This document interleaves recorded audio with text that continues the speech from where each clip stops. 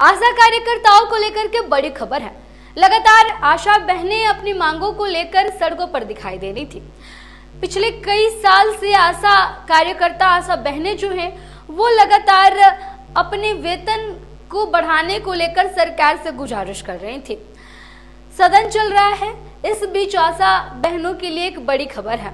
आशा बहनों, आशा कार्यकर्ताओं के लिए अब तेजस्वी यादव के सांसद मनोज झा ने सदन में आवाज उठाई है। राज्यसभा और लोकसभा दोनों ही सदनों में सत्र चल रहा है। इस दौरान मनोज झा ने कहा कि आशा बहनों पर ध्यान देने की सरकार को जरूरत है, उन्हें उचित सम्मान मिलना जरूरी है। वो चाहते हैं कि आशा बहनों को सिर्फ वर्कर्स न कहा जाए, उन्हें एक सम्मान दिया जाए और उनका मानदेय जो है वो बढ़ाया जाए। अनिश्चितता के चलते आशा बहनों को काफी कुछ झेलना पड़ता है। आशा बहनों की अगर बात करें तो अलग अलग स्टेट में अलग अलग आशा कार्यकर्ताओं के लिए, आशा बहनें जो हैं उनके लिए मानदेय की बात कही जाती। बिहार की अगर बात करें तो उन्होंने कहा कि बिहार में सिर्फ 2000 रुपए में इन्हें पूरे दिन काम करवाया जाता है। हर समय ये महिलाएं काम करती हैं। सरकार के सभी स्कीमों में आशा बहनें लगातार लगी रहती हैं। इसीलिए अब ये समय है कि उनकी वेतन जो है वो बढ़ाई जाए, उन्हें एक उचित सम्मान दिया जाए, क्योंकि स्वास्थ्य विभाग की वो एक अहम कड़ी बन चुकी हैं। क्या कुछ कह रहे हैं मनोज झा, आइए उनके इस बयान को आपको सुनाते हैं।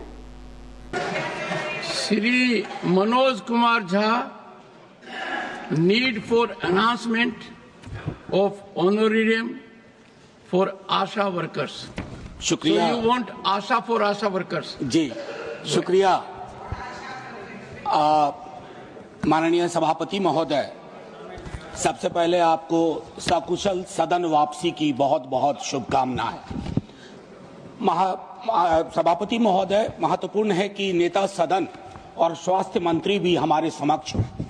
तो ये जो एक्रेडिटेड सोशल हेल्थ एक्टिविस्ट, जिनको हम पॉपुलरली आशा कहते हैं, ये तकरीबन 20 वर्षों से हमारी तमाम योजनाओं का, स्कीम्स को अपने कंधों पे, जो कई दफा मजबूत कंधे नहीं होते, उन पे ढो रहे हैं।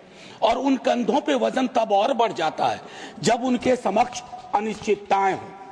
माननीय सभापति महोदय, मूलतः मैं आशा कर्मियों के लिए बात रख रहा हूं, लेकिन इस देश के तमाम स्कीम वर्कर्स जो अलग अलग योजनाओं में संलग्न हैं, उनके समक्ष भी अनिश्चितता का एक ऐसा माहौल है कि जिसको सिर्फ तालियां बजा करके, उनको ग्रेटिट्यूड दे करके उसकी भरपाई कतई संभव नहीं है। माननीय सभापति महोदय, बीते 20 वर्षों में, जैसा मैंने कहा, कि तमाम राज्यों की सारी योजनाएं, खास करके स्वास्थ्य और पोषण के क्षेत्र में, इन्हीं वर्कर्स द्वारा चलाई जा रही हैं। एक जेंडर्ड नोशन भी है माननीय सभापति महोदय, कि महिलाएं हैं मूलतः तो ये केयर गिवर हैं। इनका शोषण भी अगर हो जाए तो केयर गिवर के नाम पर इसको रख लिया जाए। 2005 से एनआरएचएम का हिस्सा थी और मुझे दुख के साथ कहना पड़ रहा है, राज्यवार परिस्थितियां बहुत विपरीत है इनके लिए। हाल में इनकी एक हड़ताल भी हुई थी। एक तरफ केरल जैसा राज्य है जहां सबसे ज्यादा ऑनरेडियम है, दूसरी तरफ मेरा अपना गृह राज्य बिहार है जहां 2000 रुपए मात्र ऑनरेडियम है। सर, ये तो पूरे देश के समक्ष एक चुनौती है। पूरे देश में कम से कम मेरी मांग होगी कि इनका जो आप एक तो ऑनरेडियम, अगर वर्कर कह रहे हैं, एक्टिविस्ट कह रहे हैं, सर ये ऑनरेडियम थोड़ा डिमीनिंग लगता है। अगर इसको हम कोई बेहतर नाम दे और 21,000 रुपया कटिंग अक्रॉस स्टेट्स करें और one time retirement benefit 5 lakh रुपए का करें तो शायद, और ये स्टैंडिंग कमेटी का भी सर ये आग्रह था 2020 में कि फॉर्मलाइज किया जाए इनके काम को। और मैं अंत में आपके माध्यम से सभापति जी, माननीय स्वास्थ्य मंत्री जी से आग्रह करूंगा, अगर आपने सकारात्मक पहलकदमी ली इसकी गूंज दूर तक जाएगी, हम बेहतर प्रदर्शन कर पाएंगे। और इसी के साथ मैं जोर से कहना चाहता हूं, जय हिंद सर।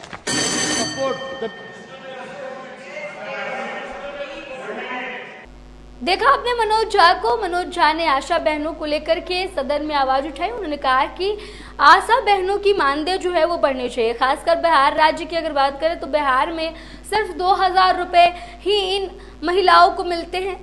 उसके बदले में ये हमेशा लोगों की सेवा करती हैं। इसीलिए अब सरकार को इनकी मानदेय जो है बढ़ानी चाहिए और उनकी मांग रहेगी कि सरकार इस पर जल्द से जल्द सुनवाई करे, इस चीज को जल्द से जल्द लागू किया जाए। इसको लेकर के उन्होंने कहा कि आशा बहनें सरकार के स्वास्थ्य विभाग का एक अहम अंग बन चुकी हैं। वो हमेशा बिना किसी शर्त के काम करती हैं। आशा बहनों को उचित सम्मान भी नहीं मिलता है। उन्होंने कहा कि आशा बहनों को सम्मान भी मिलना चाहिए। उन्हें वर्कर्स न कहा जाए, उनके लिए एक उचित सम्मान सरकार के तरफ से निर्धारित करना चाहिए।